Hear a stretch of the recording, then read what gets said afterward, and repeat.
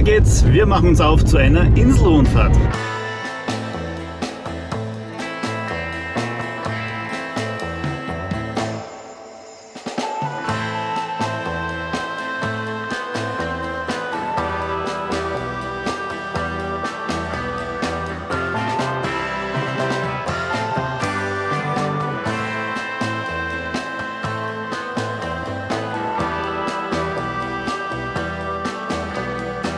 Hier geht's nach Puerto Naos, oder auch nicht. Na, mit der Abzweigung hätte jetzt aber niemand gerechnet. Die offizielle Straße weiter in den Süden geht wegen des Vulkanausbruchs über eine Schotterpiste.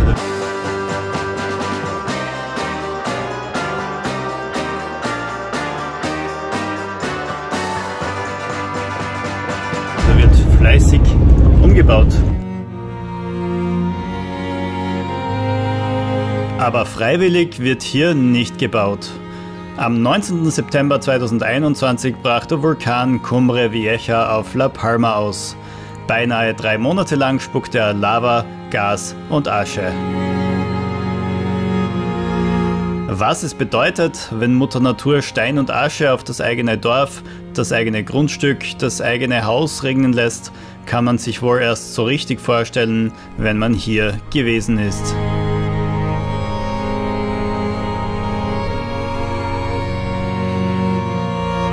–7.000 Personen mussten evakuiert werden, über 3.000 Gebäude, darunter viele Wohnhäuser, wurden zerstört, 70 Kilometer Straße und 370 Hektar Bananenplantagen wurden unter Vulkangestein und Asche begraben.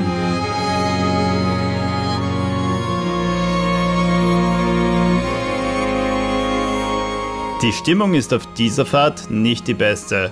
Es ist weniger das schwarze Gestein als vielmehr das Wissen, dass hier vor nur wenigen Jahren Dörfer und Plantagen standen, das aufs Gemüt drückt.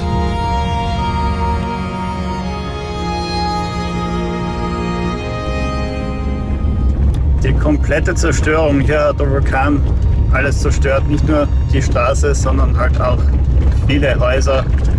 Ganze Dörfer sind unzugänglich und das sehen wir jetzt gleich.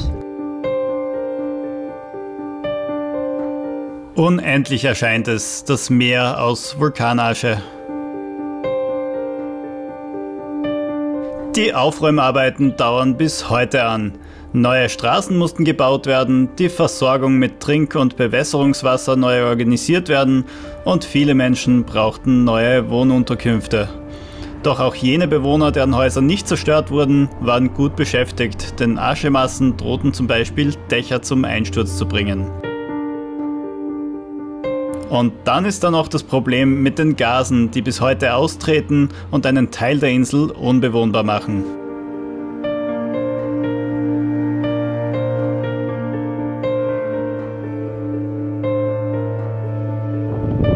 Hier hat der Vulkan gewütet.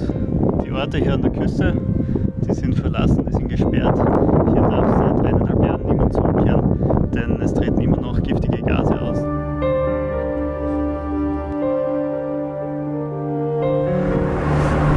Puerto Naos, eine verlassene Stadt. Hier tut sich nichts auf den Straßen. Der schöne große Strand ist komplett leer und in den großen Hotels gibt es keine Gäste.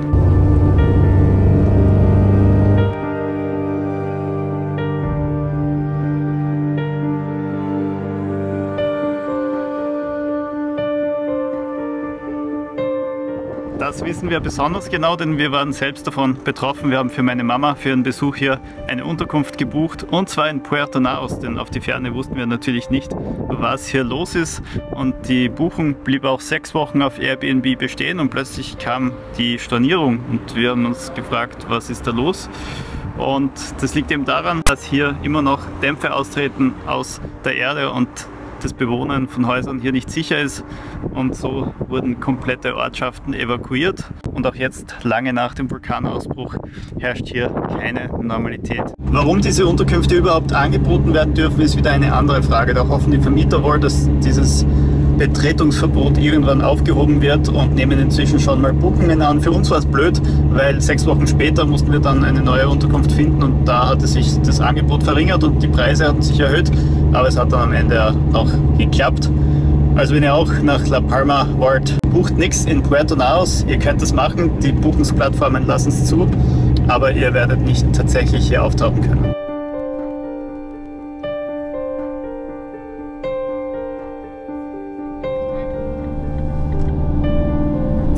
La Palma bleibt wie gehabt sehr gebirgig, es geht rauf, es geht runter und immer sehr steil. Ich fahre ja wirklich selten mit Vollgas, aber hier ist es für manche Steigungen absolut notwendig.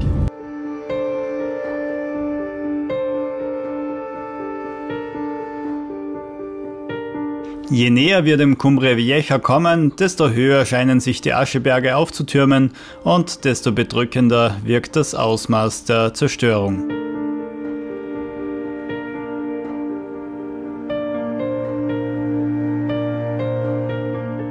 Freude und Leid oder relative Freude und Leid liegen hier nah beieinander. Man sieht Häuser, die mitten in dieser Vulkanwüste unbeschadet davongekommen sind und die Nachbarn wurden dem Erdboden gleich gemacht.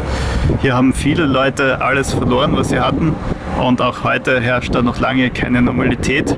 Es wird viel gearbeitet, um aufzuräumen, aber da ist noch über Jahrzehnte wahrscheinlich genug zu tun.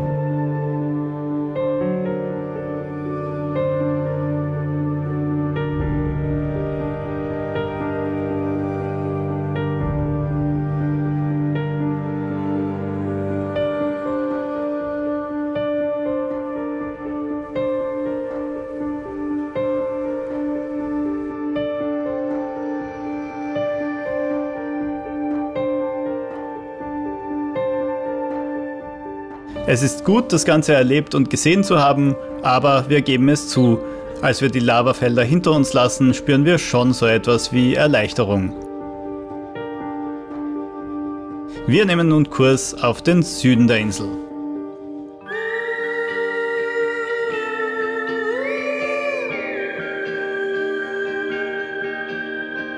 Rivers run dry, dust spreads in the air. Die Straße führt hoch über dem Meer, über die Steilküste. Über diesen Streckenabschnitt haben wir daher nur wenig zu berichten. Hier scheinen Autos nach unten zu fahren. Mit dem Camper macht man das nur einmal und dann bleibt man dort. 4 Kilometer noch, dann haben wir die Südspitze erreicht, Fuencaliente. Und dann geht es für uns auch schon wieder zurück nach Norden. Wahrscheinlich nach einer Mittagspause. Denn morgen soll das Wetter angeblich endlich passen für unsere Bergtouren. Wenn es so ist, dann müssen wir dafür wieder im Norden sein. Come on, start a riot. When they love you too much, now it's fame, fake or even hate. Hier gäbe es einen schönen Vulkan zu besichtigen, aber heute ist dieser Faschingsumzug und die Eintrittspersonen, die müssen da auch teilnehmen oder was weiß ich, jedenfalls ist heute zu. Oh well. We'll start come on, start a riot. Als Alternativprogramm fahren wir in Richtung des Leuchtturms von Fuencaliente. Dorthin führen vom Ort aus 2 Straßen, die sich perfekt zu einem Rundkurs um die Südspitze der Insel kombinieren lassen. Paralysis, you stayed at the gate. It's a lot to take in, it's designed to know it, don't wait. Don't be scared when the way paralyzes, you stayed at the gate. Playa Zamora, der bekannteste Strand der ganzen Insel. Ja, Strand halt schon schön mit den Steilküsten, aber wir haben jetzt auf der Reise schon so viele Strände gesehen, dass es uns nicht wirklich vom Hocker reißt.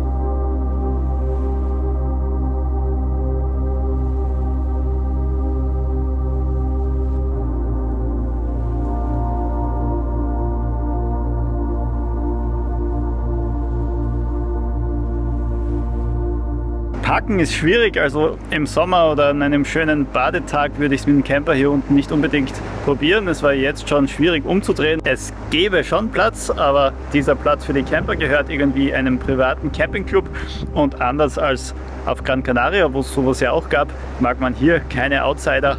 Es gibt keine Möglichkeit, sich da dazuzustellen, auch gegen Bezahlung nicht, ist nicht vorgesehen, die wollen unter sich bleiben.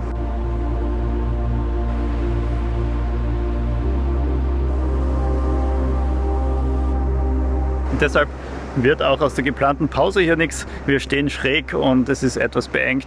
Wir fahren jetzt einfach weiter bis zum Leuchtturm.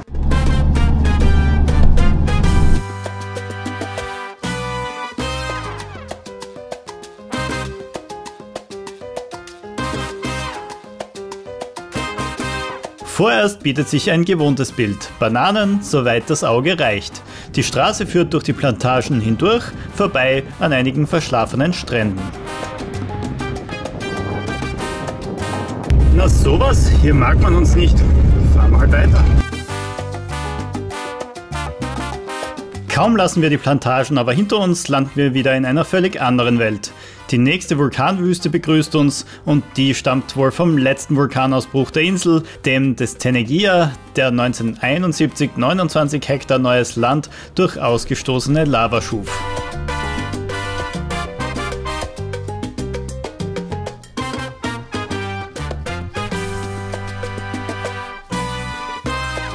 Und dann sind wir angekommen am südlichsten Punkt der Insel, am Faro de Fuencaliente. Vom Strandparkplatz vertreibt uns der Uringestank, aber oben am Leuchtturm ist es dann gut auszuhalten und Zeit für eine gemütliche Pause. Genau genommen gibt es hier zwei Leuchttürme, den alten und den neuen, wobei der neue von 1985 stammt, woraufhin der alte außer Dienst gestellt wurde. Der alte Leuchtturm wurde aber 2006 komplett renoviert, manche Quellen sprechen auch von neu aufgebaut, womit der alte Leuchtturm streng genommen der neue wäre, aber egal.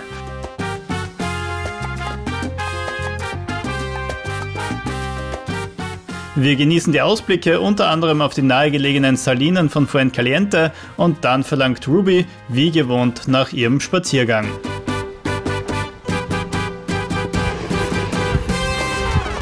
Hallo. Frau Katze hat was zum Essen gefunden. Nachdem wir so viel jagen müssen. Was hat sie gejagt? Eidechsen, Heuschrecken. Manchmal nur das Gebüsch, das sich im Wind bewegt hat. Insekten. Das klingt nach unserer Ruby. Magst du einen Kaffee? Ja, gerne. Mit Ausblick. Es ist wieder warm. Die Unterschiede sind enorm von der Temperatur her. Am Berg ist es immer zum Frieren und kaum fährt man zum Meer, hat man Hochsommer. Wahnsinn. Ja, wenn man so wild in Büsche hüpft, wie die Ruby das macht, dann kann es manchmal sein, dass man sich was eintritt und die Orla darf jetzt eine Katzen-OP durchführen und einen Dorn aus der Pfote holen. Easy.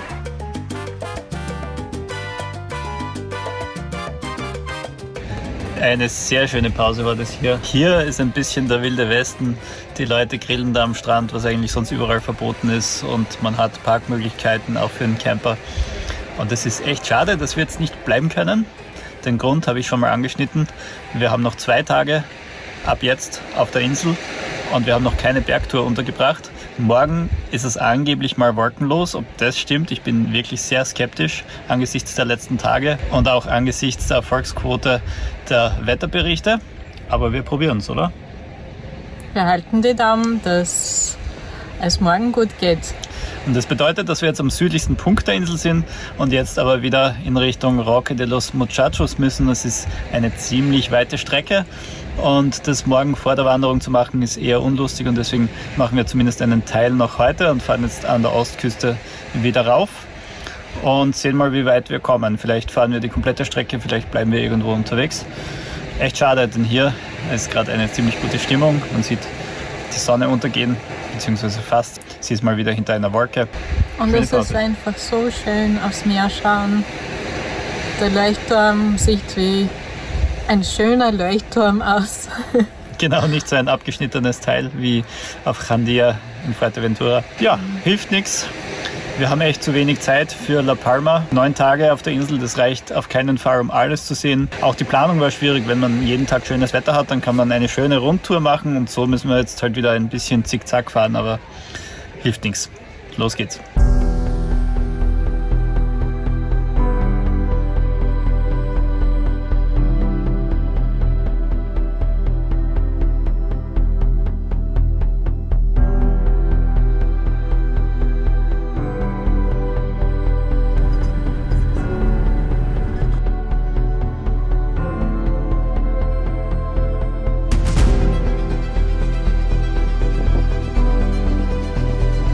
Nun nehmen wir die schon erwähnte andere Straße zurück nach Fuencaliente, denn die Straße in den Norden führt dann wieder hoch oben am Bergrücken entlang.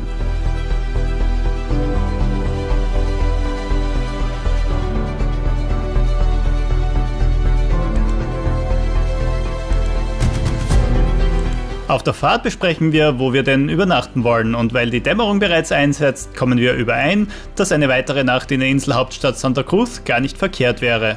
Aber da haben wir nicht mit der Fiesta de los Indianos gerechnet.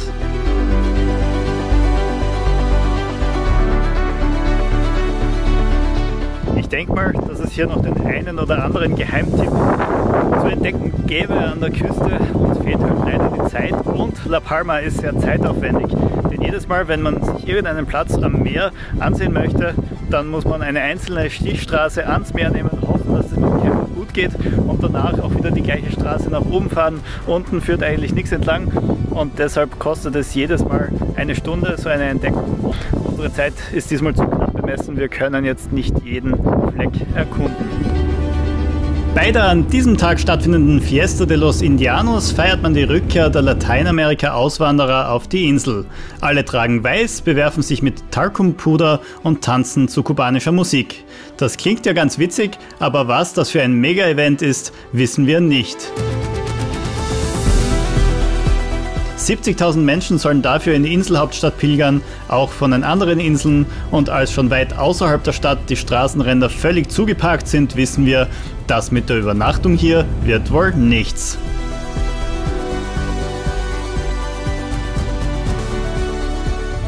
Da ist ein bisschen was los. Ich glaube nicht, dass wir hier heute übernachten können in Santa Cruz. Alle Camper sind hierher gekommen für den Umzug.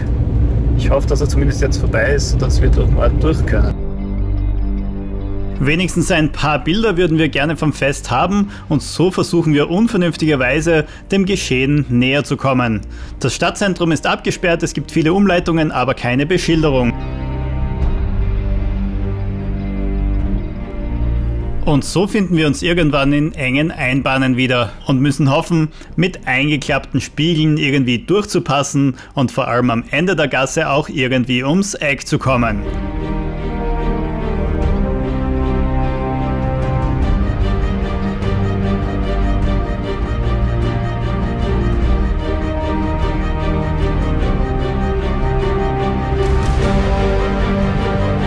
Dass das Eck durch ein weiteres parkendes Auto noch enger wird, hilft dabei nicht, aber irgendwie geht sich's aus.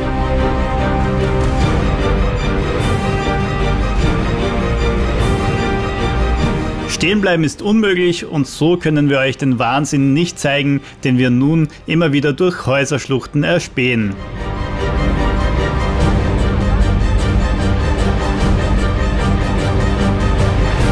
Das komplette Stadtzentrum von Santa Cruz ist eine einzige weiße, wogende Menschenmasse. Und auch in allen Straßen, Bars und Bushaltestellen aus der Stadt hinaus finden sich weiß gekleidete, tanzende Menschen.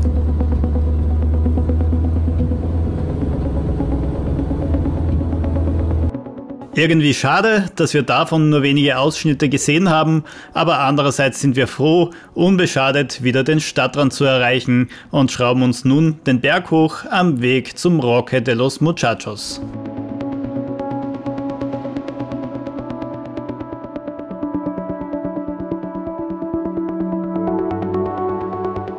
Ganz wohl ist uns dabei nicht, da oben soll es eiskalt sein und ob man da überhaupt übernachten kann oder direkt in einem Naturschutzgebiet landet, wissen wir auch nicht. Aber was soll's, es ist spät und irgendwo müssen wir jetzt hin.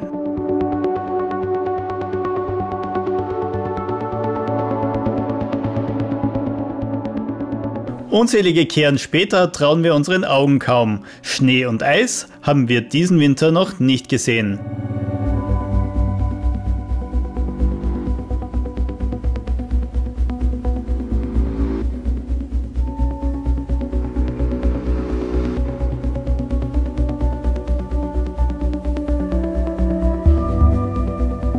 Wir kurven rund um Steinschläge und finden einen Parkplatz am Straßenrand und dann ist's erstmal Zeit für die Nachtruhe, beziehungsweise einen weiteren Katzenspaziergang. Wir sind im Schnee gelandet. Ja, Katze, da ist kalt. Aber du wolltest raus.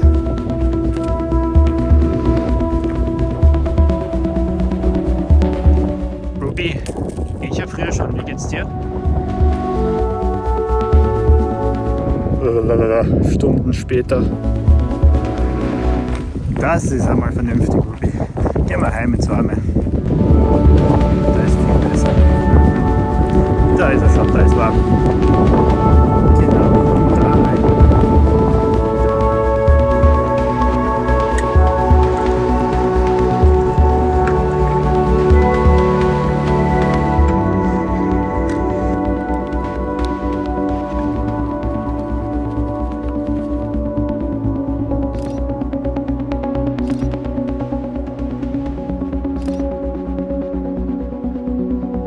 Ob sich die eiskalte Nacht und die Fahrt zum Roque de los Muchachos ausgezahlt hat, erzählen wir dir im nächsten Video. Bis dahin, alles Gute!